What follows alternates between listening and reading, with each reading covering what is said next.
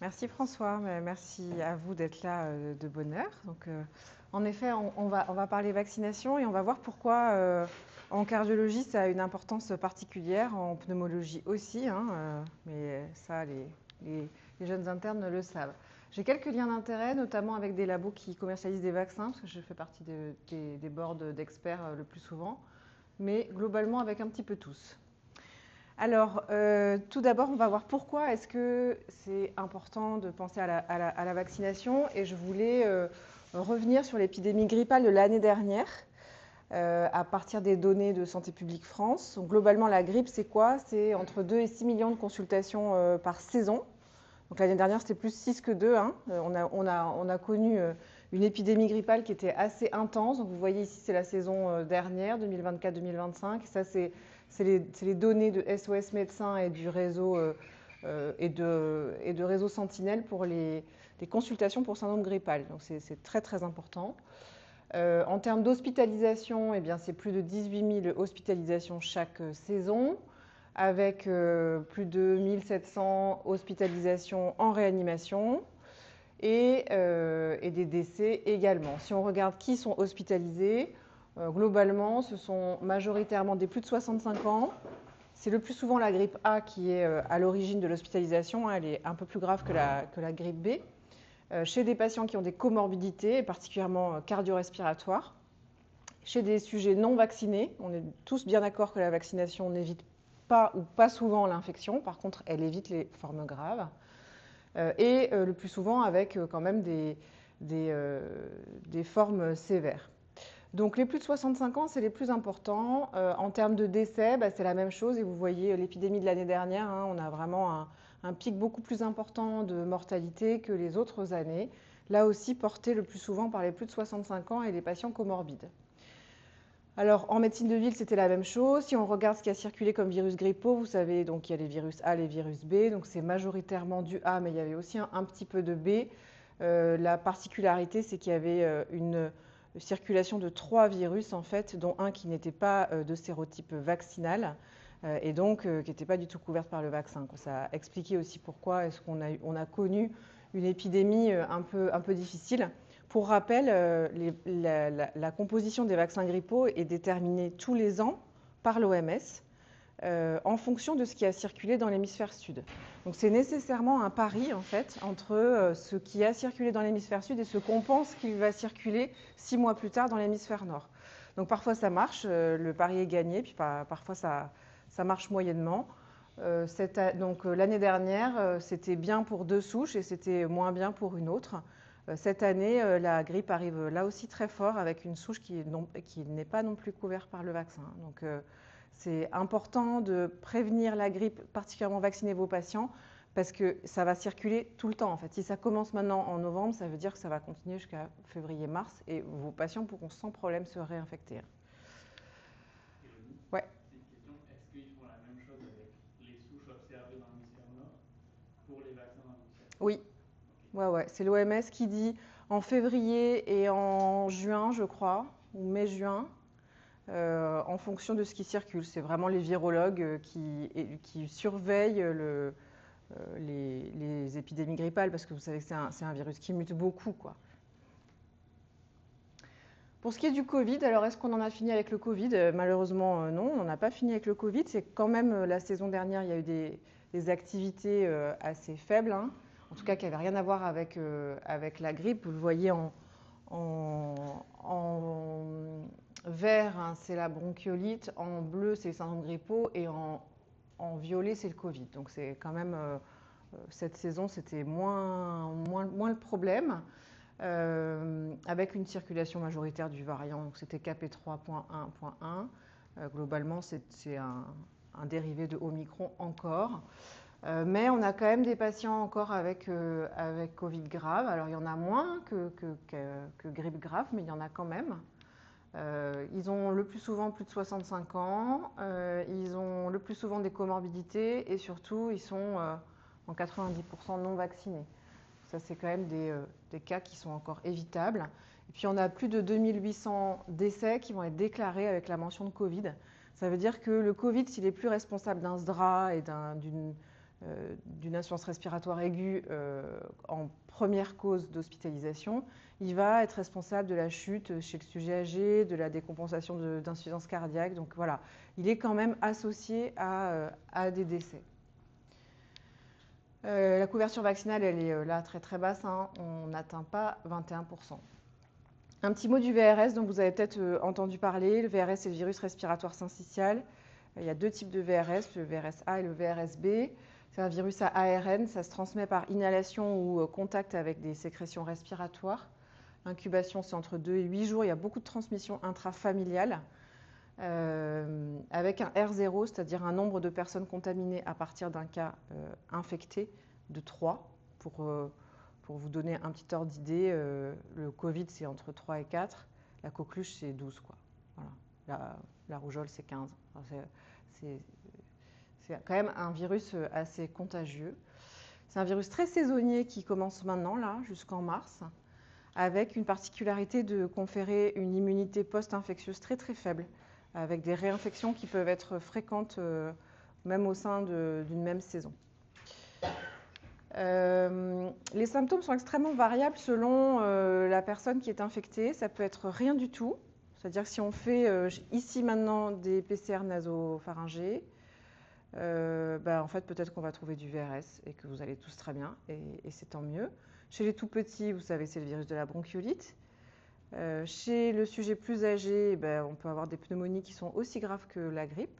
Chez le sujet comorbide, ça va être des décompensations de maladies chroniques, que ce soit des décompensations d'insuffisance cardiaque, de BPCO, de fibrose. Donc c'est vraiment le virus qui va allumer la mèche d'une inflammation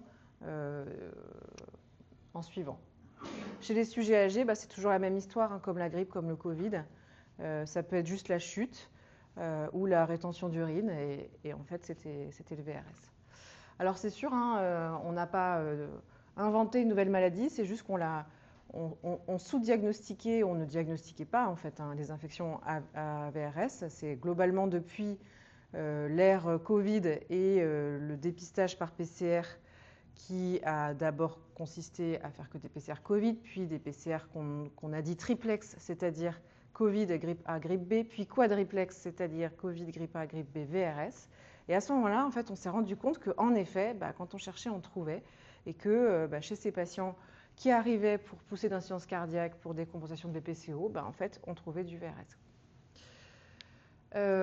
Globalement, en termes de chiffres quand même, parce que bien sûr, il a fallu essayer de comprendre quelle était l'ampleur du problème. Donc, on reste quand même sur des extrapolations de données qui ont été récoltées dans des pays où la détection est un peu plus systématique, notamment dans les pays nordiques.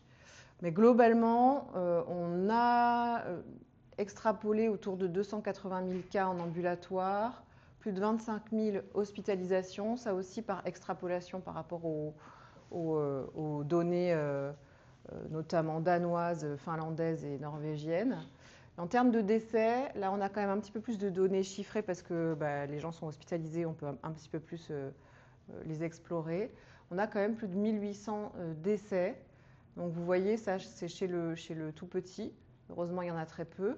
Chez le plus de 75 ans, on en a quand même un petit peu plus. Donc probablement qu'on a un peu négligé ce VRS faute de détection. Maintenant qu'on sait le détecter, on comprend un petit peu mieux. Et je trouve que cette étude prospective américaine montre bien les facteurs associés à une hospitalisation pour infection à VRS. Donc c'était 2 cohortes, Rochester et New York. Et globalement, c'était le taux d'hospitalisation par tranche d'âge. Donc on voit déjà que plus on est âgé et plus on est hospitalisé pour une infection à VRS. Et par comorbidité. Et là, on voit aussi, donc là c'est les 18-49 ans, là c'est les plus de 65 ans. On voit que le fait d'avoir une maladie respiratoire ou une maladie coronarienne ou une insuffisance cardiaque, mais également un diabète, est un facteur associé à une hospitalisation pour infection à VRS. Donc c'est vraiment un peu les mêmes facteurs de risque que la grippe. Donc les facteurs de risque pour les synthétiser, l'âge, les maladies respiratoires chroniques. Alors comme dans beaucoup de publis faits par des épidémios ou des infectios, nous, spécialistes d'organes, on ne retrouve pas toujours nos petits. Donc parfois on trouve maladie respiratoire chronique. Donc on est bien d'accord qu'une BPCO, un asthme, une fibrose pulmonaire, ça n'a rien à voir. C'est la même chose pour vous, maladie cardiaque chronique. J'imagine que pour vous, ça ne veut rien dire. Globalement, on commence à avoir des données sur BPCO, PID, asthme sévère. On commence à avoir des données quand même un peu plus robustes dans l'insuffisance cardiaque principalement. Et bien sûr, les immunodéprimés, mais pour l'instant, j'en ai pas trop parlé parce que bien sûr, c'est une population qui est un peu moins importante en termes de chiffres. C'est quand même 2 millions de personnes en France, c'est quand même beaucoup. Mais pour autant, c'est une population qui va être régulièrement hospitalisée. Et on met dans ce sac, bien sûr, les transplantés cardiaques, les transplantés pulmonaires et tous les patients qui ont des immunosuppresseurs pour quelle que soit la raison. Ça va le VRS ? Vous me dites si ce n'est pas clair. On en arrive à l'association entre les infections respiratoires et les événements cardiovasculaires. Alors ça, j'ai repris des choses de journaux que je ne lis pas très souvent, mais pour autant, force est de constater que la communauté cardiologique s'intéresse de plus en plus à la vaccination et aux effets des infections respiratoires chroniques, que ce soit des effets directs, mais aussi des effets indirects. Et clairement, vous allez voir que on se rend compte que la vaccination est peut-être un pilier de la prévention cardiovasculaire. Juste quand même pour vous dire un petit peu où est-ce qu'on en est en France sur la prévention des infections respiratoires. Et là, je vais vous montrer une étude prospective qui concerne le pneumocoque. Il y a eu deux périodes qui ont été considérées, 2014-2017 et 2018-2022. Ça semble un petit peu indigeste comme ça, mais je vais vous aider. Globalement, c'est toutes les infections invasives à pneumocoque qui ont été vues dans 25 hôpitaux et 6 régions. Donc l'objectif n'était pas d'estimer la prévalence des infections invasives à pneumocoque, c'était d'estimer leurs caractéristiques. Et notamment, combien de patients étaient vaccinés, par exemple, combien de patients auraient dû être vaccinés, combien de patients étaient considérés à risque ou à haut risque, c'est-à-dire devaient être vaccinés, combien de patients sont morts, 19% de mortalité de pneumocoque, c'est important, enfin, c'est les chiffres qu'on connaît. Et ce qu'on note quand même là-dedans, ah mince, je ne vous ai pas mis, c'est que l'insuffisance cardiaque, quand même, c'était 16% des infections invasives à pneumocoque. Les maladies respiratoires chroniques, c'était 22%. Donc, je vous ai dit quasiment 30% en soins intensifs ou en réanimation, 20% de mortalité et 7% de vaccination. Ça laisse songeur. Alors que c'est des patients qui ont été vus en consultation ou en hospitalisation largement. Donc, ce n'est pas un problème d'accès aux soins, clairement. C'est ça le message. Et globalement, on a quand même maintenant des nouveaux vaccins dont on va parler. On aurait pu éviter 85% des cas. Dans cette étude, si on regarde les sérotypes impliqués et ce qu'on aurait pu éviter, c'est 85% des cas qu'on aurait pu éviter. Donc c'est énorme. Donc les données de couverture vaccinale, nous y étions. Donc pathologie respiratoire chronique, c'est 6 millions de personnes en France. C'est une étude basée sur le SNDS, c'est le Système national des données de santé, donc sur le remboursement des vaccins. C'est-à-dire qu'on demande, on croise les données d'ALD, de l'assurance maladie, et les remboursements du vaccin. Donc c'est quand le patient est allé chercher un vaccin à sa pharmacie, il y a des données de remboursement, et donc là, on extrapole que le patient a été vacciné. Donc il y a déjà un petit biais. Il peut rester dans le frigo, mais bon. Et si on regarde dans la population à risque, c'est-à-dire les maladies chroniques, dont l'insuffisance cardiaque, par exemple, pour ce qui vous intéresse, vous voyez qu'on n'arrive pas à 5% pour les données 2020. On ne fait pas mieux, nous, vous en faites pas. On fait un chouille mieux parce que quand même les insuffisants respiratoires chroniques, le pneumocoque, quand même, ça fait sens. Mais pour autant, c'est que 15%. Donc tout le monde doit progresser parce que vous voyez, il n'y a aucune barre qui dépasse les 15% en fait. Là. Rien du tout. Pour les immunodéprimés, on se dit quand même, donc maintenant c'est près de 2 millions de personnes, ça a encore augmenté. On se dit que c'est des gens qui voient tout le temps, les docteurs, qui sont quand même vachement sensibilisés au risque infectieux, par exemple les transplantés, ben, vous voyez, on n'atteint pas 14% non plus là. Donc clairement, on a besoin de faire des efforts. Pourtant, on a de plus en plus de données sur l'impact à long terme des infections, notamment virales, grippe et VRS, sur le risque d'infarctus du myocarde. Voilà, donc par exemple, on a un risque d'infarctus du myocarde dans les 7 jours qui suivent une grippe A ou une grippe A de 5,2, 10 pour la grippe B, 3,5 pour le VRS. C'est important, hein, ça c'est un New England de 2018. Idem pour l'autonomie des patients.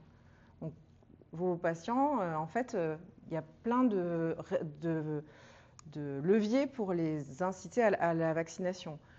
Bien sûr qu'il y a la prévention du risque cardiovasculaire, la prévention de la grippe, la prévention du pneumocoque, mais il y a aussi la préservation de leur autonomie. On a des données chez le sujet âgé, vous avez comme nous une population plutôt âgée, ben, en fait clairement quand ils ont fait une grippe, ils sont moins autonomes après qu'avant. Ça c'est clair, ça a bien été démontré. Et c'est la même chose pour le zona d'ailleurs, hein. Il y a plein de données là-dessus. Alors, ça m'amène à discuter de qu'est-ce qu'on considère comme efficacité des vaccins. Est-ce qu'on considère l'augmentation du titre d'anticorps une fois qu'on a vacciné les gens? On peut, hein, ça ne parle pas trop, mais on peut, c'est ce qu'on faisait avant. On le fait de moins en moins parce que, bah, d'une part, ce n'est pas vraiment un titre qu'on veut augmenter, mais c'est plutôt un corrélat de protection, une maladie. Donc ça implique quand même qu'un titre d'anticorps est égal à une prévention. Et ce n'est pas évident, en tout cas pour la grippe. Après, il y a les essais d'efficacité. Donc là, c'est vraiment l'essai clinique randomisé, vacciné, non vacciné. Et on regarde qui a fait la grippe. Et après, il y a les données qu'on dit en vie réelle. Et ça, c'est les données qui sortent, que vous allez voir passer le plus souvent.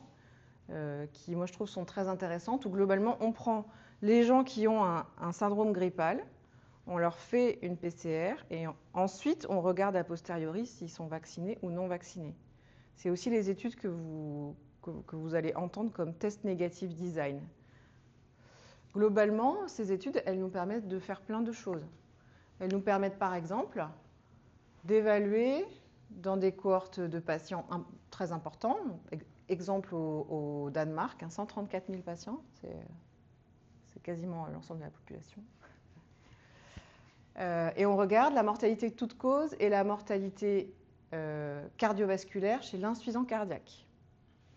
Et là, eh ben, en fait, on peut regarder qui a développé une grippe, qui est vacciné, qui meurt, qui fait un infarctus. Et on se rend compte que le fait d'être vacciné va diminuer nettement la mortalité. Alors bien sûr que le fait d'être vacciné va aussi dans un sens de meilleure prise en charge de sa santé. Enfin, il y a sans aucun doute des biais. Les gens qui se vaccinent, ils n'ont pas tout à fait le même profil que les gens qui ne se vaccinent pas. Pour autant, la vaccination a été associée à une réduction quand même très importante de 18% de la mortalité chez ces patients, toutes causes. Et c'était d'autant plus important que les patients se vaccinaient annuellement. Vous voyez, là, le hazard ratio est plus vers la gauche quand la vaccination est annuelle. Je vous rappelle, 18% de réduction du risque relatif de mortalité, c'est ce qu'on a avec les IEC dans le santé. Là, c'est one shot. Puis après, terminé. C'est même pas tous les jours. Donc clairement, ça c'était en 2019. Là, c'est les premières données de protection du risque des événements cardiovasculaires chez l'insuffisant cardiaque grâce à la vaccination. Et après, ça n'a fait que continuer. On a plein de données. On a par exemple cette méta-analyse sur 6 essais, 9000 patients, vaccination versus placebo, réduction du risque d'événements cardiovasculaires de 34% à 1 an. Ceux qui en bénéficiaient le plus, c'était le sous-groupe qui avait présenté un syndrome coronarien aigu récent. Donc, globalement, on a un nombre de données en cardiologie qui, moi, me fait rêver en tant que pneumologue, quoi, clairement. Parce que on a changé le critère de jugement principal prévention de la grippe en prévention de la mortalité, prévention des événements cardiovasculaires majeurs. Et en fait, ça fonctionne parfaitement, quoi. Voilà. Et alors, je voulais vous montrer ce travail justement de l'équipe de François Rouby à Montpellier, qui visait à essayer de voir si une campagne d'incitation à la vaccination pneumocoque chez des patients avec une insuffisance cardiaque chronique avait un effet pour le patient, pour le généraliste. Donc, c'est un essai prospectif en ouvert contrôlé qui a été randomisé en cluster, qui a considéré 3 900 médecins généralistes, 12 000 patients. En Occitanie, ça a été une étude qui a été faite en collaboration avec l'assurance maladie. Et globalement, ça consistait à envoyer 2 lettres d'incitation à la vaccination aux médecins et aux patients, et on comparait avec pas de lettres du tout. Et on regardait en critère de jugement principal le taux de vaccination pneumocoque à 1 an, et en critère secondaire les facteurs associés à l'adhésion vaccinale. Globalement, donc, les 2 lettres étaient envoyées, vous voyez là, autour d'avril et novembre. Donc là, c'est le taux de vaccination en vert avec la lettre, qui montait ici à 4%. Et là, après la deuxième lettre. Bon, pas de lettre, c'est-à-dire pas de lettre, ça ne veut pas dire pas de vaccination. Hein. Ça veut dire le médecin traitant n'y pense pas, le spécialiste n'y pense pas. Enfin, voilà, c'est le standard, quoi, globalement. Et en termes de taux de vaccination, on passe ici, donc on passe de 4% dans ceux qui n'ont pas reçu la lettre à 35% pour ceux qui ont reçu la lettre. C'est beaucoup, quoi. C'est-à-dire que là, en fait, on ne rattrape pas les gens qui ne voulaient pas se vacciner de toute façon. On rattrape juste ceux à qui on n'a pas proposé, quoi. C'est-à-dire qu'ils sont d'accord sur le principe, mais qui n'ont pas eu de proposition. Et le résultat, quand même, assez dingue, là aussi, il y a un biais, bien sûr, que la population qui se vaccine est probablement en meilleure santé. Mais quand même, ce n'était pas dans les critères de jugement initiaux, mais en fait, ils se sont rendus compte que cette population, il y avait une réduction de 22% de la mortalité chez les vaccinés. Là aussi, c'est vie réelle en Occitanie, donc en France, quoi. Enfin, ouais. On voit bien que ce qui marche bien pour vacciner la population et les patients qui sont atteints de maladies chroniques, c'est justement souvent les campagnes de communication. Tout à fait. Et ce qui est répété, c'est le cas de la grippe notamment. Et pour le pneumocoque, ces patients-là, ils sont suivis en hôpital de jour de manière assez récurrente. On pourrait penser que c'est la bonne occasion pour les vacciner. Est-ce que vous, en pneumologie, vous avez un circuit où les patients qui arrivent en hôpital de jour pour leur suivi peuvent bénéficier d'une vaccination Est-ce que c'est quelque chose d'automatique ou alors à chaque fois il faut que l'interne pense ou c'est à chaque fois Ouais. Bah, écoute, c'est une très bonne question. En fait, tu soulèves plusieurs points. D'une part, le fait de ne jamais louper une occasion de vacciner. Ça, je pense, c'est vraiment un truc qu'il faut avoir en tête. Il y a une difficulté dans ce que tu dis, c'est qu'en fait, les vaccins administrés à l'hôpital sont pris sur le budget de l'hôpital et ne sont pas remboursés par l'assurance maladie. C'est-à-dire que la pharmacie de l'hôpital ne nous incite pas du tout, au contraire, à prescrire des vaccins parce que pour eux, c'est à perte. C'est hors budget. Et donc, parmi les combats à mener, il y a le fait de faire rembourser les vaccins administrés à l'hôpital. Alors oui, pour répondre à ta question, il se trouve qu'à la pharmacie de Haut-l'Évêque, ils sont quand même hyper aidants. Et moi, j'ai dans mon frigo d'hôpital de jour, mais aussi de consultation, des prévenards. Et donc, quand je vois le patient, je le vaccine. Mais je dis moi, mais tous mes collègues pneumologues, en fait, tout le monde a finalement pris l'habitude de se dire, bon, bah, ok, je vous prescris le Zona, le machin, mais le pneumocoque, je l'ai dans le frigo, on le fait maintenant, quoi. Mais ça, c'est une exception au Lévesque. Hein. À Saint-André, c'est pas possible. Tout à fait, exactement. Mais c'est juste un problème d'enveloppe. Et il y a un amendement qui a... Parce qu'en fait, je peux te dire que c'est un sujet qui nous intéresse beaucoup. Il y a différents collectifs, notamment des collectifs de gériatres, parce que eux, les gériatres, bah, tu vois, ils ont leurs patients qui sont là longtemps. Hein. Il y a les gériatres, mais il y a les diabétos. Enfin, il y a quand même tous les spécialistes qui s'occupent des patients à risque qui se regroupent en collectif, là. Et en fait, parmi les actions à mener, il y a celle de faire passer le remboursement des vaccins à l'hôpital sous l'égide de l'assurance maladie. Et c'est pas facile. Parce que même si Nous, tu vois, pour nous, c'est un vase communicant. On se dit que finalement, si c'est indiqué, si c'est remboursé d'un côté, il y a juste A, mais en fait, ce sont deux enveloppes différentes, quoi. Et là, voilà. Mais tout à fait d'accord, il faut essayer de simplifier la vaccination. Parmi les actions à mener pour augmenter la couverture vaccinale, il y a la sensibilisation, parce que en fait, quand tu interroges les patients, les médecins, il y a clairement une sous-estimation du risque d'infection qui est énorme. Ils ne sont pas avertis. Et puis, il y a la simplification du parcours, ça c'est clair, hein, et ça c'est l'affaire de tous. Et je pense que vraiment, si on commence par se dire qu'on a des vaccins dans le frigo, ça peut le faire. Il y a même un autre sujet, c'est que vous savez qu'1 euro investi en prévention, c'est 3 euros d'économisés sur du soin. On pourrait se dire, financièrement, ce serait beaucoup plus logique de faire beaucoup de choses en prévention. Mais c'est juste qu'il y a un investissement initial qui actuellement pose problème.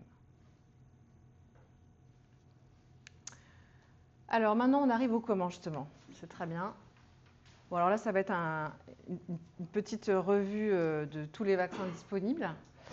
Sur la grippe, est-ce que vous savez qu'il y a 3 vaccins cette année? Oui. Donc, il y a le vaccin dose standard que vous connaissez tous, le Vaxigrippe, Influvac, tout ce que vous voulez. Ça, il y a 15 microgrammes d'hémalutinine par souche. Il est trivalent.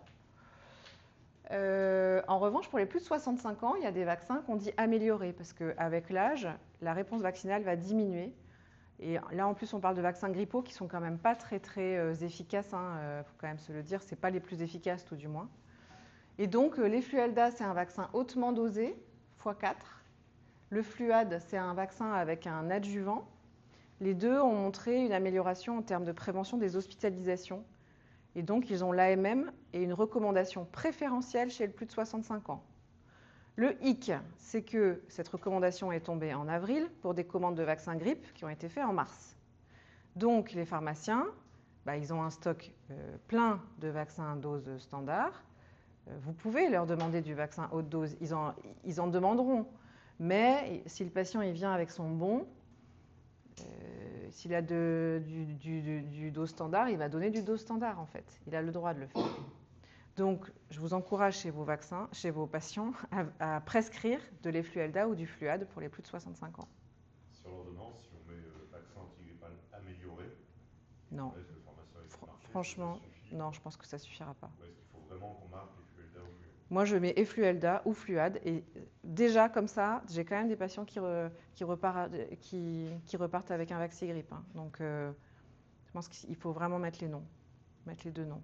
Et effectivement, ils ne sont pas mieux l'un que l'autre. Donc, vous pouvez mettre les deux sur la même ordonnance. Sur la tolérance. Alors, la tolérance, je l'ai mis en dessous. Ils sont pareils, les deux. Par contre, c'est vrai que par rapport au vaccin standard, il y a plus de réactogénicité. Alors, qu'est-ce que c'est la réactogénicité? C'est la douleur, la rougeur et les petits frissons qui suivent le vaccin.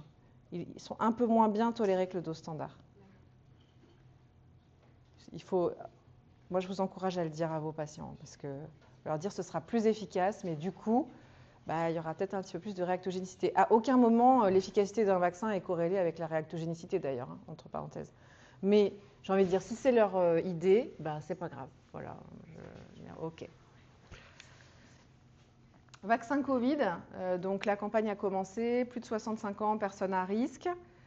À 6 mois de la dernière injection ou infection, délai pouvant être réduit à 3 mois chez les très âgés ou immunodéprimés. Ça n'a pas changé par rapport à l'année dernière. Ce qui a changé, c'est le vaccin qui est adapté aux variants circulants, qui est le variant actuellement... Ah mince, c'est pas le JN1, c'est le LP8.1. Je ne l'ai pas actualisé, ça. Je ne sais pas ce que j'ai fait. Pensez que chez vos sujets à forme grave, chez vos patients à risque de forme grave, notamment les greffés ou même les insuffisants cardiaques, vous pouvez utiliser le Paxlovid ou le Remdesivir. Attention, le Paxlovid et les interactions. Hein. Le VRS, vous vous souvenez, c'est le virus respiratoire syncytial qui est facteur de décompensation. Il y a 2 vaccins qui sont disponibles, Arexvy et Abrysvo, qui sont développés par 2 laboratoires différents. La HAS s'est positionnée en faveur de leur utilisation chez les patients avec une maladie cardiaque chronique, entre parenthèses particulièrement insuffisance cardiaque, c'est comme ça que c'est mentionné dans les recos, et c'est pareil pour les pneumos, hein, à partir de 65 ans et à partir de 75 ans en population générale. Le truc, c'est que ces vaccins ne sont pas encore remboursés. Globalement, ils coûtent autour de 200 €. Bon, après ça, versus un mois de paquet de clopes, faut voir quoi. En tout cas, c'est clairement un vaccin qui est difficile à vendre, entre guillemets, parce que encore payant, et outre la question financière et qui est un frein, bien sûr, il y a aussi si c'est si utile, pourquoi est-ce que c'est pas remboursé, quoi. Clairement, le non-remboursement entraîne un peu une perte de crédibilité vis-à-vis de cette vaccination. Mais ça devrait arriver, mais je pense qu'on est exactement dans une conjoncture... 2024, on nous disait ouais. 2025 probablement. Ouais, et là, toujours pas. 2025, on nous dit probablement 2026. C'est ça. Non, alors il y a une tribune, enfin tu vois, il y a eu plein de trucs, hein, de sociétés savantes, notamment de cardio, de pneumo, qui ont dit non mais il faut rembourser ces vaccins, c'est des patients qu'on va voir tout l'hiver chez nous, dans une situation de tension de lit, enfin tu vois, tu as tous les arguments pour le faire, et tu as aussi les arguments de ce qui se passe ailleurs, puisque aux États-Unis, ils ont déjà des données en vie réelle, qui nous montre que vraiment, enfin, il y a un intérêt, outre l'intérêt humain, il y a un intérêt médico-économique qui est énorme. C'est pas les mêmes enveloppes. C'est pas les mêmes enveloppes. Donc, en tout cas, ce vaccin, il peut être co-administré avec le vaccin grippe et pneumocoque d'ailleurs. Pour l'instant, c'est une injection et on ne sait pas ce qu'on fait après, parce que justement, on attend d'autres données, quoi. Donc il y en a deux, il y en a un troisième qui a ARN messager qui est disponible. Alors là aussi, on parlait tout à l'heure de l'hôpital. Il faut savoir que ces vaccins ont l'agrément collectivité.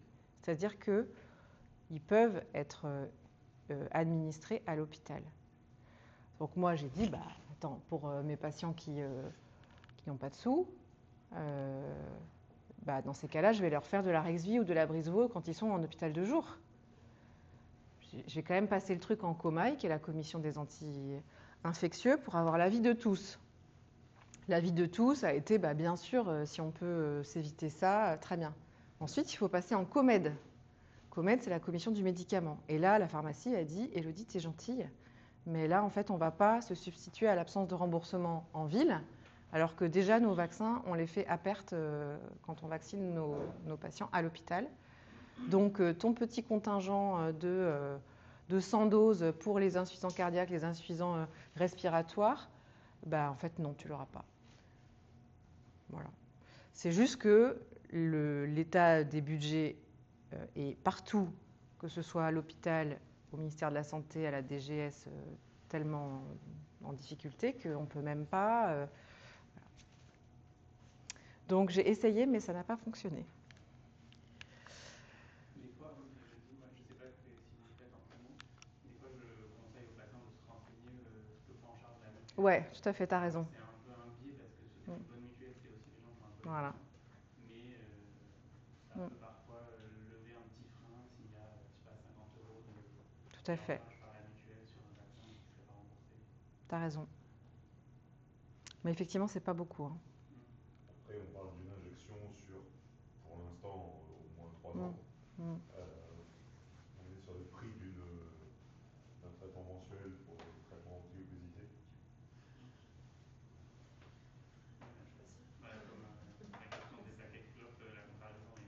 Le problème, c'est que je trouve que quand on leur prescrit 4 vaccins sur l'ordonnance, voire 5 avec le schéma, je trouve que les gens ils paniquent un peu, quoi. Enfin, dès qu'on en accumule, il y a une réaction de ah bah non, ça fait trop. C'est difficile parfois de dire est-ce qu'il vaut mieux privilégier. Enfin, ouais. Peut-être Oui. n'est pas le bon, mais ceux qui. En fonction de la réaction du patient, quoi. Oui, puis à nous aussi de ne pas avoir le même discours, par exemple à l'automne. En fait, on ne doit pas faire le même qu'au printemps. Tu vois, à la limite, Clairement, il y a des priorités, ouais. Pneumocoque, zona, c'est notre discours printemps-été. pneumocoque, ça a du sens quand même. Le problème, c'est que là, on est en train de rattraper tellement de choses qu'on met Et tout. puis après, le pneumocoque, l'avantage, c'est que c'est des rappels plus longs. Enfin, ils sont couverts pendant plusieurs années. Oui, clairement. Et alors après, là, l'industrie est en train de développer des vaccins combinés, notamment grippe Covid, Covid VRS. Enfin, il y a des combinaisons. Donc ça va peut-être nous faciliter un peu la vie, j'espère. Donc souvent, vous leur mettez un petit ordre de priorité quand on a les 4 Ouais. vaccinations en urgence. Ouais. 1, 2, 3, 4 pour leur dire tranquillement. Après, les co-administrations sont maintenant très étudiées. Il n'y a pas de limite. Alors bien sûr, eux, ils se font une limite parce que vous vous rendez compte, je vais être percé. Moi, je me suis dit, je vais être percé. Bon, finalement, il n'y a aucune limite quand dans ta journée, tu rencontres tellement d'agents infectieux. Enfin, c'est ce que je leur dis. Si finalement, tu vas faire les courses dans un supermarché en décembre pour Noël, bah là, tu as l'équivalent de 6 vaccins en l'espace d'une demi-heure en termes de stimulation immunologique. Clairement, c'est énorme. Donc en fait, ce n'est pas l'immunité qui est débordée, c'est juste le patient qui est lassé, c'est tout. Et en plus, maintenant, il y a des données de co-administration. À chaque fois qu'un vaccin est développé, il y a des études de qu'est-ce qui se passe en termes de réponse vaccinale, de tolérance, si on le met avec un tel, si on le met avec un tel, ce qui fait qu'on sait qu'on peut tout faire. Donc là aussi, c'est sûr que si faciliter l'acceptabilité, c'est faire des paquets, bah oui, clairement, il faut faire des paquets. Moi, souvent, je fais 3 par 3, voilà. Mais quand il y a urgence, type le projet de greffe qui va se terminer très très vite, bah là il faut y aller, quoi.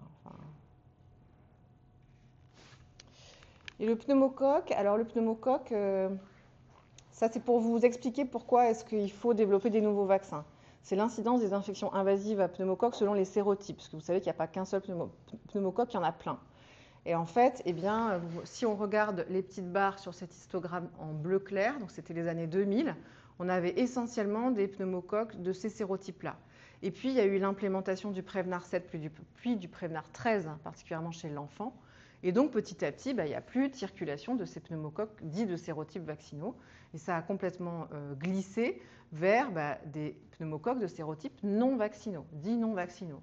Et donc, nécessairement, il faut que les industriels s'adaptent et développent des vaccins qui vont couvrir les pneumocoques en cause dans l'épidémie, quoi.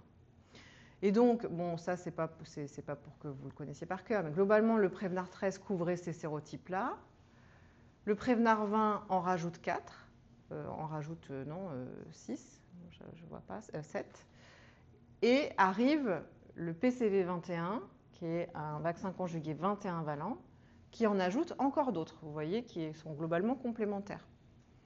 Bon, on choisit les sérotypes par rapport à leur pathogénicité, ils sont plus mortels, ils sont plus méchants, ils sont associés à une moindre sensibilité aux antibiotiques. Vous ne verrez maintenant plus que des vaccins conjugués. Le pneumovax sans conjugaison, ça c'est terminé, il n'est clairement pas assez efficace. Et donc actuellement, en fait, il ne faut pas trop se torturer. Certes, il y en a un autre qui arrivera, mais comme tout le temps, en fait, il y en a toujours qui arrivent. Aujourd'hui, il faut que ce matin, quand vous faites la visite, vous demandiez au patient s'il est à jour de sa vaccination pneumocoque. Il vous dira « oui, je suis à jour ». Alors, c'était quand? Ouf, est-ce que ça fait au moins 1 an ou pas?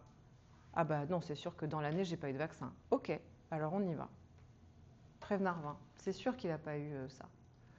Donc ceux qui ont eu le schéma complet, sûr et dans le bon ordre, ceux-là, la HAS ne dit pas de rattrapage vaccinal. Bon, ok, dommage quand on voit l'épidémiologie, mais bon, la HAS dit ça. Pour ceux qui ont eu un vaccin dans l'année, on ne fait pas, mais ceux qui ont eu un vaccin depuis plus d'1 an, là on fait. Donc ne vous prenez pas la tête, il n'y a rien de dangereux à faire un vaccin conjugué polysaccharidique. Franchement, c'est des protéines, quoi. Je veux dire, à aucun moment on injecte le pneumocoque, à aucun moment on injecte la grippe quand on fait un vaccin. C'est juste des morceaux de protéines, quoi. Donc, faites-le plutôt par excès que par défaut. Et surtout, depuis 2025, on vaccine la population générale à partir de 65 ans. Donc en fait, maintenant, qu'on ait une maladie respiratoire, cardiaque, voilà, peu importe, puisque l'âge est un facteur associé à l'acquisition d'une infection invasive à pneumocoque. Et je voulais vous parler du zona. Vous savez, le zona, c'est la récurrence clinique du virus VZV, varicelle. Donc on acquiert, on fait une primo-infection quand on est souvent petit, une varicelle, et puis ensuite le virus reste latent. Et à la faveur de l'âge, le plus souvent, c'est ce que montre ce diagramme, c'est-à-dire qu'on a plus de zona à partir de 45 ans, partout dans le monde, ou d'immunosuppresseurs, ou d'un cancer, ou d'un stress, ou de plein de trucs, eh bien, on sort ce zona. Alors, si on regarde quelles sont les conditions associées à la survenue d'un zona, sur les maladies respiratoires, il y a l'asthme, la BPCO, le cancer, la transplantation d'organes. Pour vous, vous voyez que vous n'êtes pas... Et puis, il y a aussi la transplantation. Donc, on est quand même avec des populations âgées et à risque de par leur pathologie. Alors là, il y a une grosse campagne de vaccination zona qui est tellement efficace que les gens viennent réclamer leur vaccin. Donc ça, c'est bien. C'est du jamais vu. Donc on a un vaccin qui est très efficace, qui s'appelle le Shingrix, qui s'administre en 2 injections espacées 2 mois, qui est recommandé donc, chez l'immunodéprimé, qu'à l'AMM dès 18 ans, et qui est recommandé en population générale à partir de 65 ans. Donc pour vos insuffisants cardiaques un peu âgés, il faut aussi leur faire le Shingrix. Et la campagne de vaccination a tellement bien marché que le Shingrix est en tension d'approvisionnement. Ça, c'est beau, hein. Franchement. Moi, j'en rêve pour le pneumocoque. Voilà pour le zona. Ensuite, l'idée, c'était de voir un petit peu ce qui, potentiellement, pouvait vous freiner. Alors, vous avez une population qui est parfois sous anticoagulants. Est-ce que ça change quelque chose? Parce que c'est quand même le plus souvent des IM. On a tous appris qu'il ne fallait pas faire d'IM chez un patient sous anticoagulant. N'est-ce pas? Bon, et alors qu'est-ce qu'on fait? Est-ce qu'on le vaccine quand même? Bah oui, évidemment.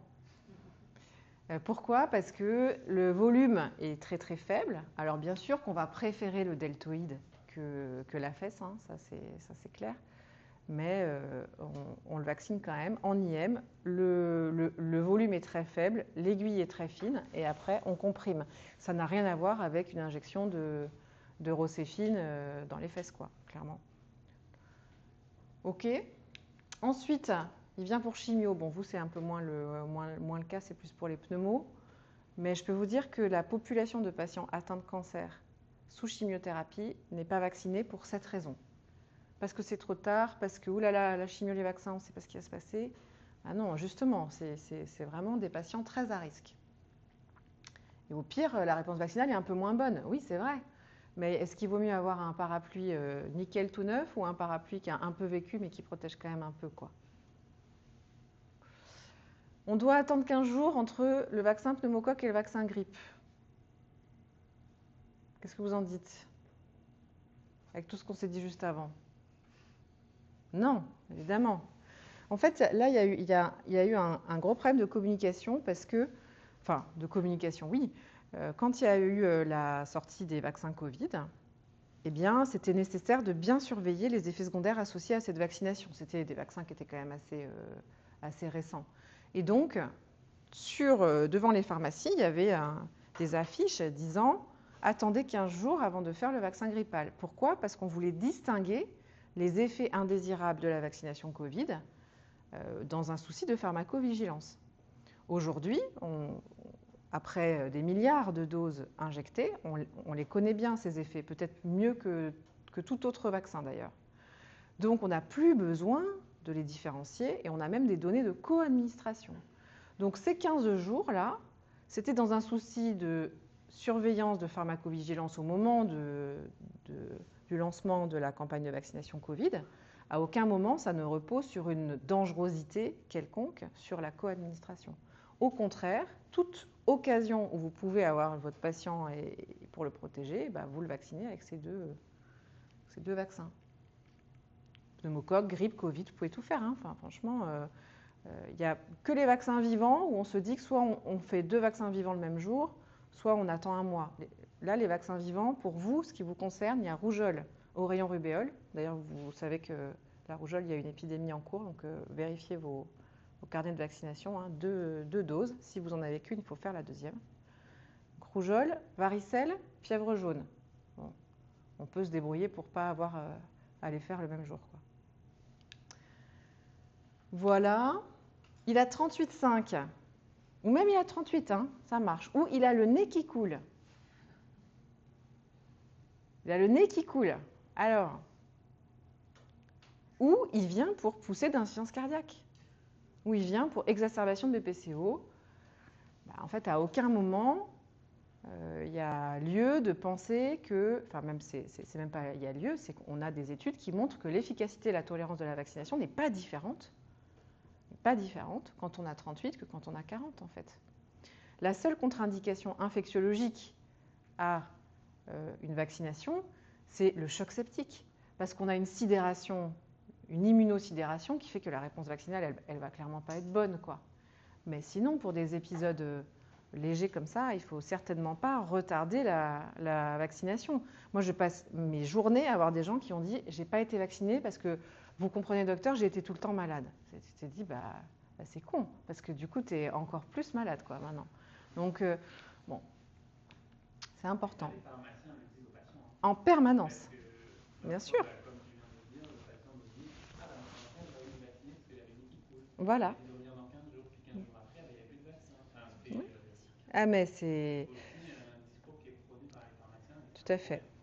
Parmi la liste des problèmes, il y a aussi ces messages contradictoires, quoi, qui sont liés à une mauvaise information, éducation des professionnels de santé, qui sont liés aussi au fait que la vaccination, c'est 2 heures dans tout le cursus des études médicales. Alors, de pharmacie, je ne sais pas, mais clairement, ça ne doit pas être mieux. Mais dans la mesure où on n'apprend pas ça... J'ai un doute parce que je sais que pour grippe et Covid, les pharmaciens vaccinent. Pour le reste aussi, maintenant, ils peuvent faire. Ouais, pour tout, ouais. Okay. Donc ça facilite aussi. Sauf les vaccins vivants et pas chez le moins de 11 ans. Oui. Mais même le garde d'asile des enfants, moi j'ai amené mes enfants se faire vacciner chez le pharmacien. Ça facilite quand même pas mal. Bah ouais, clairement. Clairement. Et puis, voilà, votre société savante européenne s'est positionnée de façon, je trouve, assez remarquable en faveur de la vaccination en le présentant comme le 4e pilier de la prévention cardiovasculaire et en rappelant les pathogènes associés à un surrisque d'événements cardiovasculaires, à qui s'adresse la prévention vaccinale et qu'est-ce qui se passe en termes d'événements cardiovasculaires majeurs chez le healthy vacciné, le à risque vacciné, non vacciné, et a bien montré, mis en lumière ce gap chez le non vacciné versus le vacciné. Donc là, vous n'avez plus aucune excuse. Donc c'était ma dernière diapo. Globalement, j'espère vous avoir convaincu qu'il y a vraiment un bénéfice individuel, mais bien sûr collectif à la vaccination, qu'il n'y a rien de compliqué en fait dans la vaccination parce qu'on fait pas souvent d'erreurs. Enfin, franchement, même si on fait un vaccin en trop, en fait, c'est pas grave, quoi. Globalement, je vous ai fait là une petite slide récap. La grippe, c'est maintenant et il faut penser aux vaccins améliorés pour les plus de 65 ans. En les notant sur l'ordonnance, parce que je vous dis sinon vous allez être déçus. Pour le pneumocoque, eh bien, c'est toutes les personnes qui ont plus de 65 ans, notamment les insuffisants cardiaques, mais aussi tout le reste. Et c'est facile, c'est une seule injection. Alors, il ne faut pas dire aux patients c'est une injection, puis après c'est fini toute votre vie. Non, probablement qu'il y en aura d'autres, mais pour autant, pour le moment, il n'y a pas de consigne sur une revaccination. Pour le Covid, c'est maintenant aussi, et c'est tout patient considéré comme à risque, à 6 mois de la dernière injection ou infection. Le VRS, on l'a dit, c'est à partir de 65 ans si on a des comorbidités cardiovasculaires ou respiratoires, 75 ans en population générale. Le Zona, c'est plus de 65 ans en population générale et plus de 18 ans pour les immunodéprimés ou qui vont être immunodéprimés, notamment les greffés, les candidats à une greffe cardiaque ou pulmonaire. Et on n'en a pas trop parlé parce que j'avais peur de déborder, mais la coqueluche, vous savez qu'il y a eu une épidémie de coqueluche l'année dernière. Il y a plus de 30 nourrissons qui sont morts. Hein. Enfin, on est en France, on n'est pas dans un pays en développement, faute de couverture vaccinale des adultes. Hein. Parce que les tout petits ne sont pas encore immunisés. Ils sont vaccinés à partir de 6 mois. Avant 6 mois, ils ne sont pas immunisés. Et en fait, c'est les plus âgés qui transmettent la coqueluche. Et il y en a beaucoup trop qui sont morts faute de couverture vaccinale des adultes. Donc, alors il y a un élément qui va peut-être améliorer les choses, c'est que maintenant, il n'y a plus de DT polio seul. Chaque vaccin DT polio est combiné à une valence coqueluche. Mais il faut se souvenir qu'il y a quand même des rappels. Donc là aussi, je vous encourage à vous interroger où est-ce que vous en êtes vous. Est-ce que vous avez fait votre rappel à 25 ans ? Il y a celui de 45, celui de 65, puis tous les 10 ans. Si on est greffé, c'est tous les 10 ans. Si on a une chimio, c'est tous les 10 ans. Et il ne faut clairement pas oublier, quoi. Alors en effet, on a fait un petit guide pratique de vaccination en pneumologie. C'est pas que pour les pneumologues, hein, c'est pour tous ceux qui veulent. Alors, il y a une partie pathogène, une partie pathologie et une partie question générale. Alors c'est sûr que les pathologies, vous allez un peu moins vous y retrouver. Donc il est en accès libre sur le site de la SPLF, qui est la Société de pneumologie de langue française. Et nous sommes en train, vous voyez, il y a tout ce monde qui a participé. Il y a pas mal de Bordelais parce que c'est moi qui les coordonnais, mais il y a plein de gens, des infectiologues, des microbios. Et là, on est en train de faire le site web. Voilà. Et bientôt l'application. Donc il n'est pas encore en ligne parce qu'il faut que je le corrige. Mais c'est probablement pour la fin du mois de novembre. Je te passerai le lien et ce sera pareil, pathogène, pathologie, vaccin, questions-réponses, et avec des mises à jour qu'on va faire dès qu'il y a des choses à dire, quoi. Et voilà, ce sera pareil, grippe pneumocoque avec les différents vaccins. Il y aura, par pathologie, parce qu'on reste quand même assez... Il y a aussi d'ailleurs un petit onglet hypertension pulmonaire, fait par le docteur Morac notamment. Et puis les questions générales dont je vous ai parlé, par exemple, le délai de vaccination selon le type de vaccin, quel vaccin on peut faire en même temps, quelle vaccination obligatoire et recommandée pour le personnel soignant, des choses comme ça. Puisque maintenant, c'est à vous. Nous sommes en novembre, il faut donc que nous, on montre l'exemple et qu'on soit vacciné grippe Covid. C'est important dans les services, il y a des vaccins grippe, il y a le centre de vaccination Covid. C'est très important pour éviter les différentes grippes et épidémies nosocomiales qu'on a pu connaître, qui parfois sont fatales à nos patients très fragiles. Voilà ce que je voulais vous dire. Je ne sais pas si vous avez des questions.